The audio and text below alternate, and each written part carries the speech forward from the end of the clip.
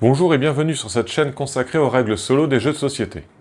Ici, vous trouverez des explications claires et synthétiques pour vous aider à rejouer facilement à vos jeux, même après une longue pause. Il est donc préférable d'avoir déjà joué au jeu, car je ne rentrerai pas dans les détails lors de mes vidéos, mais juste le nécessaire pour pouvoir rejouer le plus rapidement possible. En plus des vidéos, je mets également à votre disposition un site web et une application Android que j'ai développé pour vous permettre des mises en place rapides, en plus de vous fournir des aides de jeu. Nous allons voir aujourd'hui les règles solo de Voidfall. Alors, j'ai mis en place le premier scénario solo en mode facile. Le jeu va se dérouler en 3 cycles. Chaque cycle peut avoir un nombre de manches différent. Le but du jeu est d'avoir plus d'influence que le néant en fin de partie. Alors, on va commencer par le plateau galactique qui va nous indiquer les étapes à suivre pour faire un cycle. Bien vérifier en mode solo qu'on est sur le bon côté. On commence par l'étape A0. Donc A0 n'a aucun effet au cycle 1, A1 non plus. A2 nous indique que les technologies améliorées sont bloquées pour le cycle 1. A3 n'a aucun effet pour le solo. Et A4 nous indique de piocher une carte événement galactique du cycle en cours. La carte nous indique le nombre de manches de ce cycle, ainsi que des actions de mise en place. Donc chaque joueur doit obligatoire parce que c'est entouré d'un trait plein, placer un cube du néant et un jeton gloire de valeur 1 sur un secteur du néant adjacent à leur base. Ensuite, ici, on a une action facultative. Chaque joueur doit choisir un de ces 3 bonus de départ. La partie droite de la carte sera expliquée un peu plus tard dans le jeu. On passe maintenant à la phase B. Donc la phase B, c'est tout ce qui est orange et qui va être exécuté 4 fois. On commence avec B0. On doit donc piocher une carte événement. La carte événement nous indique de piocher une carte crise de niveau 1. La carte crise, la voilà. Ici, c'est l'action qu'il va falloir faire durant notre manche pour pouvoir défausser cette carte. Donc pour le moment, c'est pas possible. On met la carte ici pour indiquer que c'est la carte crise active.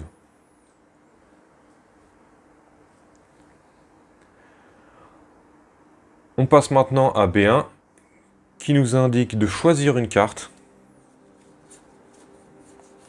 parmi les 8 cartes qu'on a en main. Je vais pouvoir exécuter 2 des 3 actions d'une carte, sauf si j'utilise en plus un jeton commerce, mais j'en ai pas encore.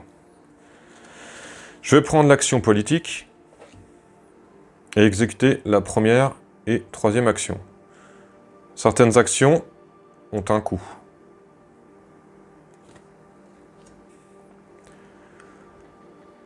Pour ce qui est de ressources, ici je retrouve le nombre de ressources que j'ai, le nombre de ressources que je produis en cas d'action de production, et ici le niveau de production de ma ressource.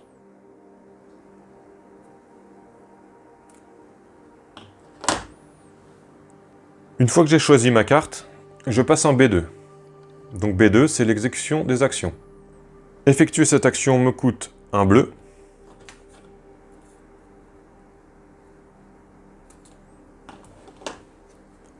Et me permet d'avancer de 1 sur la piste civilisation bleue.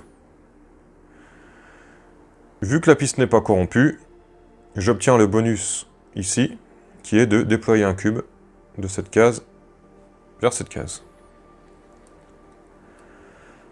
La deuxième action me dit de perdre une ressource marron.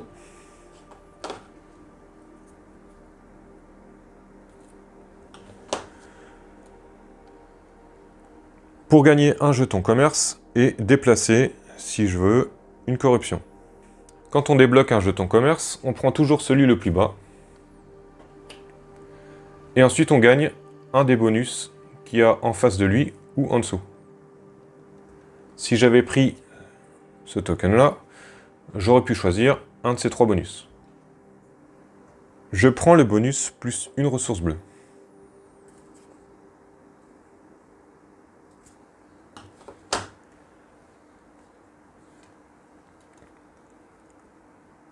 L'autre partie de l'action m'indique que je peux bouger une corruption, sachant que j'ai commencé avec une corruption sur mon plateau, sur un emplacement de programme. Je pourrais le bouger sur la piste civilisation, ça aura pour effet d'annuler les bonus en cas de mouvement, donc je pourrais toujours améliorer la piste, mais je ne toucherai plus le bonus qui est en dessous. Sinon, je peux placer ce bonus sur une planète qui n'est pas encore corrompue, mais l'effet, c'est que la population ne pourra plus progresser tant qu'elle est corrompue.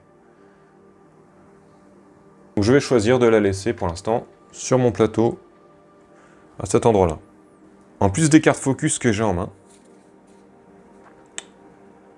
je peux très bien utiliser une des 3 cartes focus héroïques qui sont ici.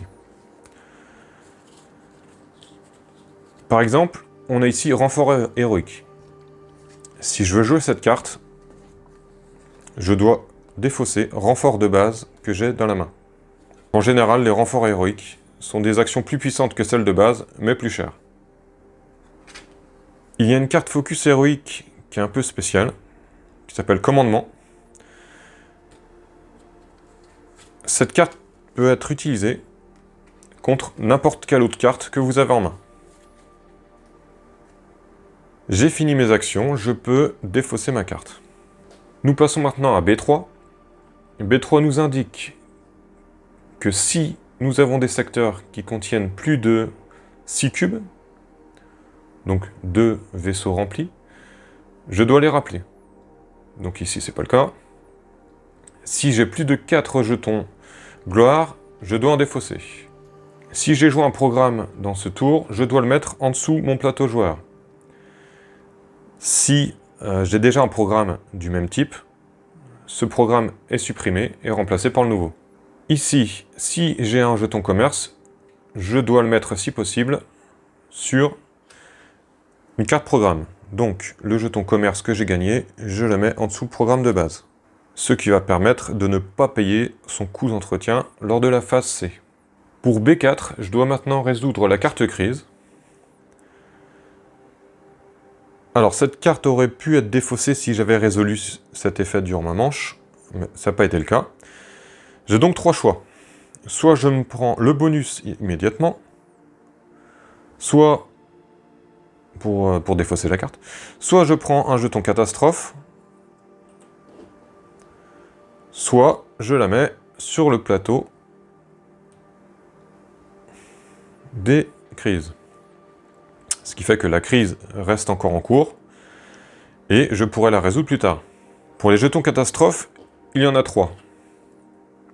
Si les 3 jetons sont utilisés, la partie est perdue immédiatement.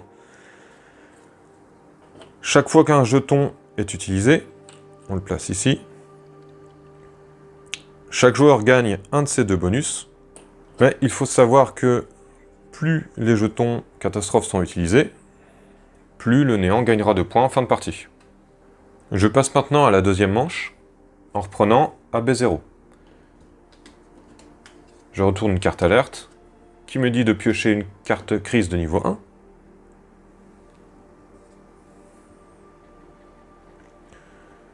Voici la crise en cours. Je choisis une nouvelle carte focus pour exécuter les actions qui sont dessus. Pour cette manche, je vais choisir l'action conquête. Alors, comme on a dit tout à l'heure, en temps normal, j'ai le droit d'exécuter 2 actions, sauf si j'utilise mon jeton commerce pour exécuter les 3 actions. Si j'utilise mon jeton commerce, je le remets immédiatement ici, et je fais donc les 3 actions. Alors, je ne vais pas le faire. En payant un jaune et un marron, je vais pouvoir piocher une carte programme. Et, si je désire, déplacer une corruption. Quand on gagne un programme, 2 choses. Soit on prend celle qui est révélée, soit on pioche 2 dans la pile du programme, du type de programme qu'on veut.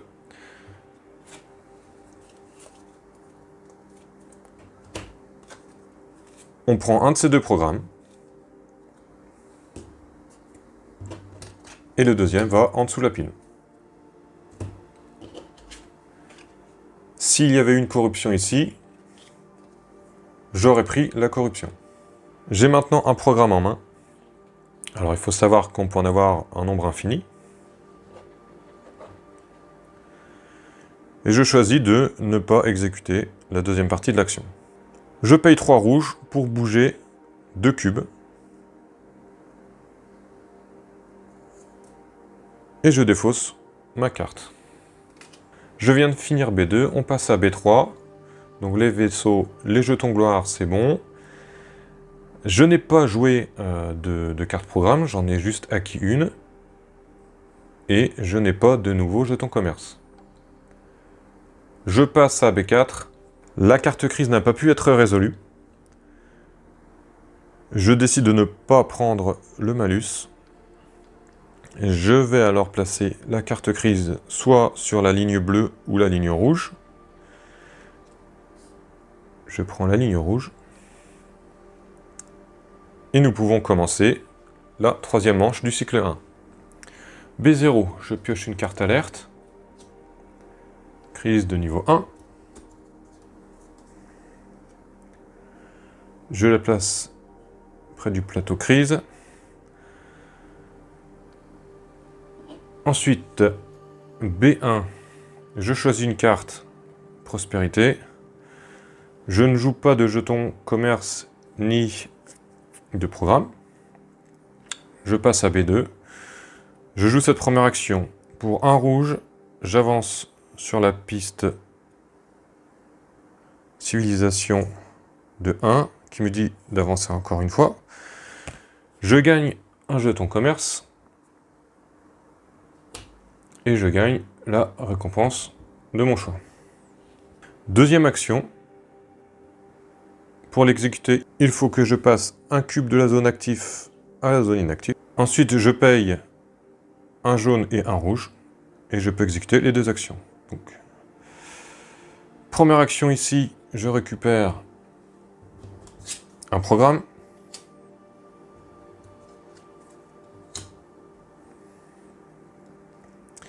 Deuxième action, je peux placer un bâtiment dans un de mes secteurs. Donc je place une base navale ici.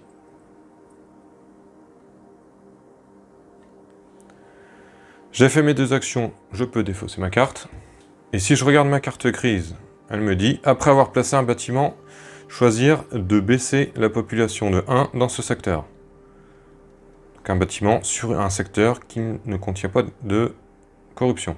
Donc c'est le cas ici, j'ai placé un bâtiment, je baisse ma population de 1, enfin de 1. Et la crise est résolue, je peux défausser cette carte. Mais d'avoir baissé ma population ici, ça a pour effet de baisser toutes mes productions.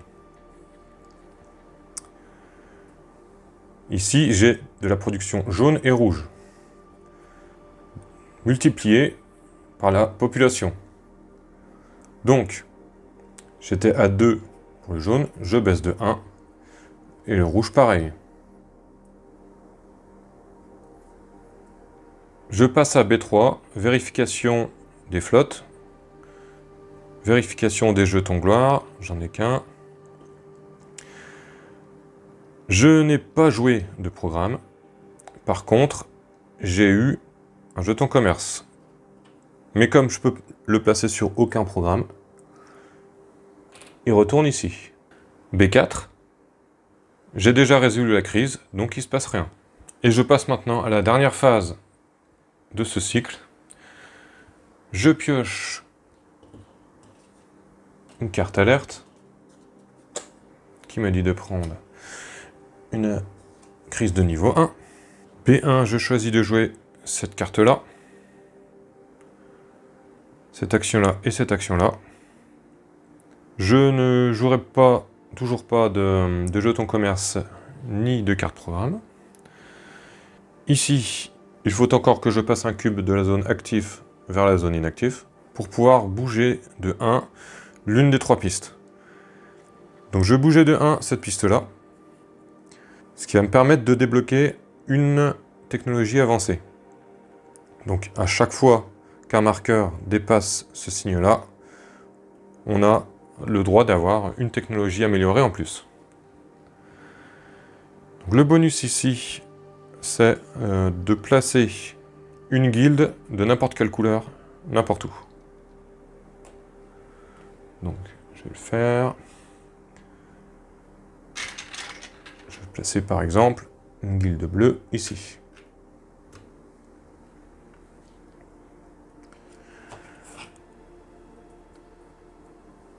Donc la guilde bleue, ça m'apporte une production de 2, puisque ma population est de 2 ici. Donc 1, 2. Je peux aussi placer un bâtiment. Donc je vais placer une défense ici. Pour 2 rouges, je vais exécuter cette action. Donc c'est une action de déploiement. Je déploie autant de cubes que de bases navales. Donc j'ai 2 bases navales. J'ai plein de cubes à déployer. Donc j'en prends 2. Un ici et un là. Mes actions pour ce cycle sont maintenant terminées. Je passe à V3. Toujours pas de programme et je n'ai pas de jetons commerce en trop. Alors ce tour-ci, je n'ai pas pu résoudre la crise. Je décide de ne pas prendre le malus. Du coup, je viens placer la crise sur le plateau crise. La phase B est maintenant terminée. On passe à la phase C pour terminer le cycle 1. Alors C1 nous dit de déclencher tout ce qui se trouve sur le plateau crise. La ligne rouge et la ligne bleue. Si j'avais été au cycle 2 ou 3, la ligne rouge aurait gagné plus 1 de cube du néant. Ici, je dois déclencher donc la ligne rouge. Cette ligne rouge me dit que je dois exécuter une invasion avec plus 2 cubes du néant. En plus, ici, il est écrit que pour chaque invasion, elle reçoit plus 1 par corruption que j'ai sur mon plateau. J'ai une corruption, celle du début, donc ça y rajoute plus 1. Donc là, on a une invasion à 3 cubes. Donc vous avez vu que plus il y a ici de crises, plus le nombre de cubes est important lors d'une invasion. Alors, comment va se dérouler une invasion? Ou escarmouche du néant? Le néant va attaquer le secteur le plus faible, là où il est sûr de gagner. Pour le moment, j'ai 2 secteurs. On a ici mon secteur mère, il ne peut pas être attaqué ni corrompu. Ce n'est alors pas une cible possible pour le néant. Il va venir essayer de me prendre cette zone. Le néant m'attaque alors avec 3 cubes. Mais dans ce secteur, j'ai un bouclier qui lui inflige immédiatement un dégât. On se retrouve alors à faire du 2 contre 2. En temps normal, quand il y a une égalité, chaque camp enlève un cube à l'autre. Mais ici, j'ai une technologie. Combat. Si vous avez un ou plus de ce type de vaisseau présent, infligez un dégât lors de la première salve d'attaque. Donc là, nous sommes à la première attaque, donc la première salve. J'inflige, en plus de mon dégât, un deuxième dégât. Donc j'inflige 2 dégâts et lui 1. Alors j'enlève un de mes cubes et lui est détruit. Le cube que j'ai perdu va dans la zone active. L'invasion du néant est maintenant terminée. J'ai alors résolu la partie rouge du plateau crise. Il ne me reste plus que résoudre la partie bleue. La partie bleue, pour la résoudre, il suffit de payer le coût le plus à droite de mes cartes. Donc ici, je dois payer un rouge et un jaune. Et vous pouvez voir que plus il y a de cartes sur cette ligne, plus le coût grandit. Pour chaque ressource que je ne peux pas payer, je perds 3 d'influence. Après avoir résolu la partie bleue, on en a fini avec la résolution du plateau crise, et on peut passer à C2. Alors C2 nous dit de compter le nombre d'entretiens qu'on doit avoir. Donc c'est cette icône-là, on va les compter. On en a une ici, puisque j'ai construit une guilde à cet emplacement.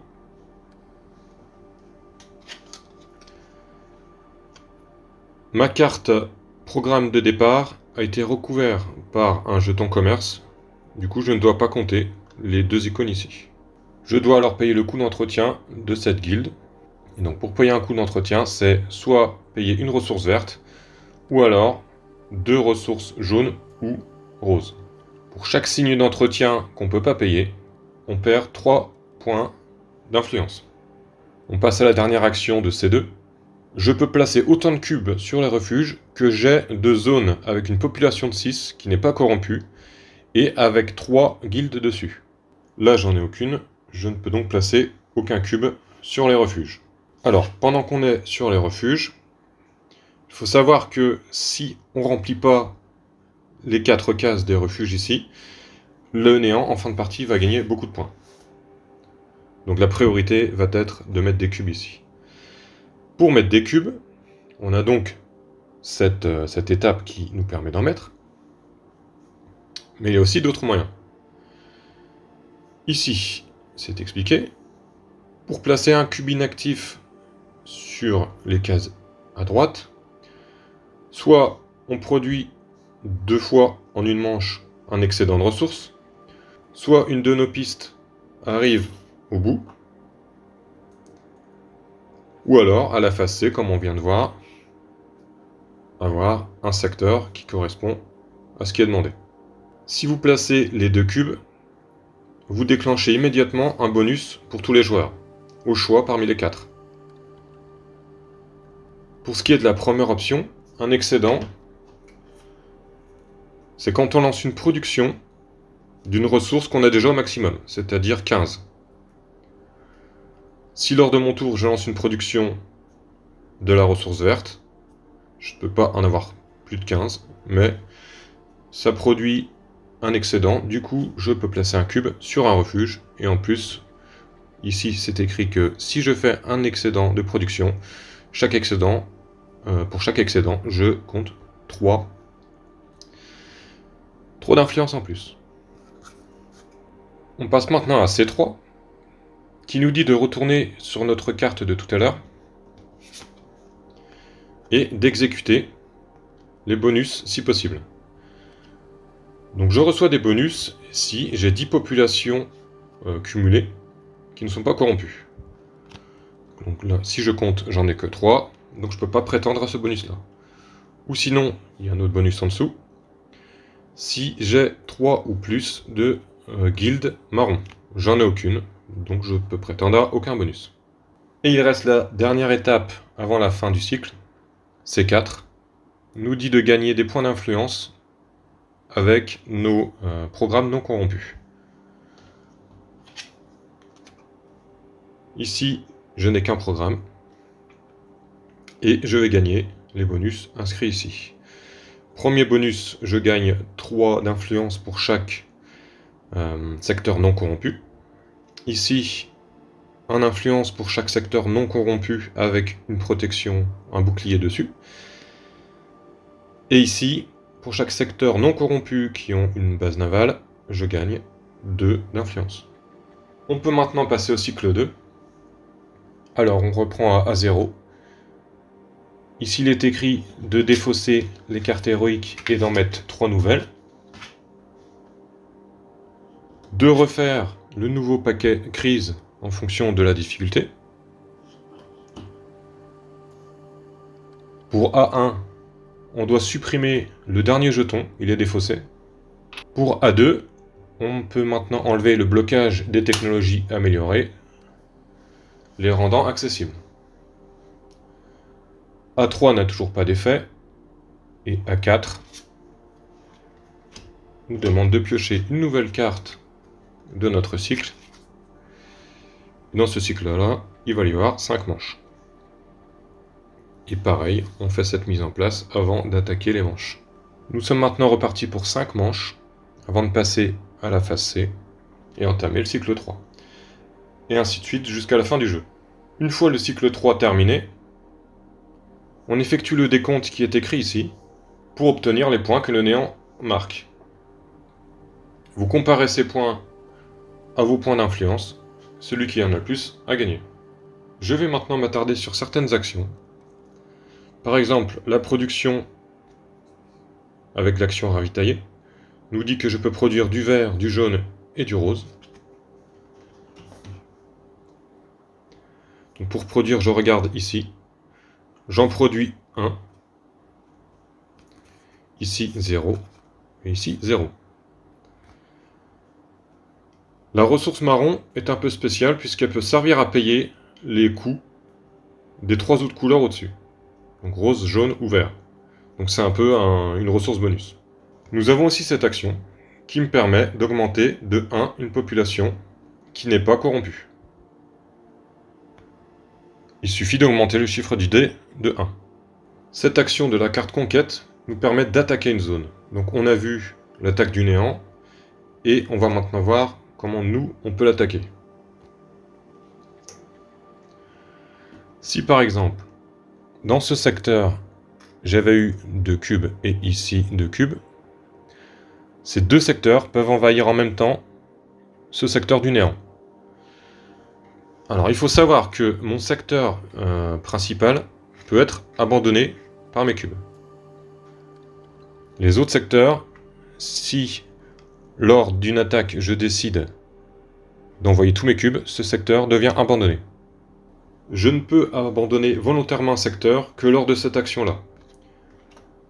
Si je le fais, mon secteur devient donc abandonné. Je perds immédiatement un jeton gloire. Je perds toutes les installations qu'il y a dessus. Les guildes restent en place. La population est corrompue. Et une flotte de 2 vaisseaux vient prendre le secteur. Ainsi qu'un jeton bonus. J'attaque alors avec 4 cubes contre 2 en face. J'ai la supériorité. Je lui enlève un cube à la première salve. Il m'en enlève un. Deuxième salve, je suis toujours supérieur. Alors, je commence à attaquer. Il prend un dégât. Lui ne peut plus riposter puisqu'il n'a plus de vaisseau. Et j'ai gagné la zone. Je gagne immédiatement le jeton gloire. J'additionne le montant de tous les jetons gloire que j'ai. Et je gagne l'équivalent en points d'influence. Donc ici, ça fait 4.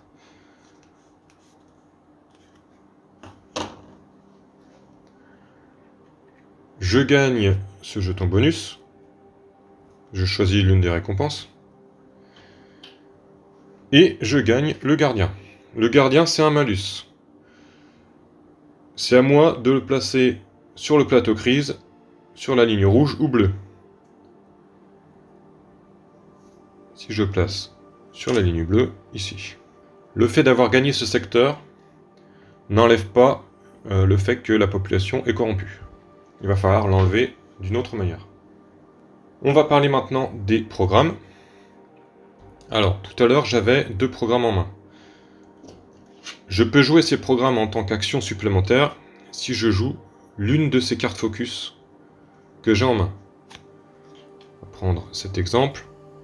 Je dois jouer cette carte-là ou cette carte-là. Voilà. Si je joue développement, je peux jouer cette carte programme en parallèle, lors de la phase B2. Si je décide de le faire, j'exécute mes 2 ou 3 actions de ma carte focus, et en plus, l'action qui est ici. Donc là, c'est de poser une guilde de la couleur qu'on souhaite, et de produire de la couleur de la guilde qu'on vient de poser. Une fois que j'ai fait les actions, arrivé à l'étape B3, je place la carte programme que j'ai utilisée durant mon tour en dessous de mon plateau. Il faut savoir aussi que je ne peux pas placer 2 programmes du même type. Si j'avais joué cette carte alors qu'un programme était déjà en dessous de mon plateau joueur, je l'aurais remplacé. Une carte programme avec une corruption dessus fait que, à l'étape C4, je ne recevrai aucun bonus de cette carte. On va parler maintenant de cette action qui permet de déplacer 5 cubes entre mes secteurs. Mais je n'ai pas le droit, grâce à cette action, d'abandonner un secteur. Je peux, par exemple, faire ça et laisser un cube ici. En faisant ça, j'ai fait 2 de mes 5 mouvements permis. Alors, il me reste à vous parler des maisons déchues. On en a une ici.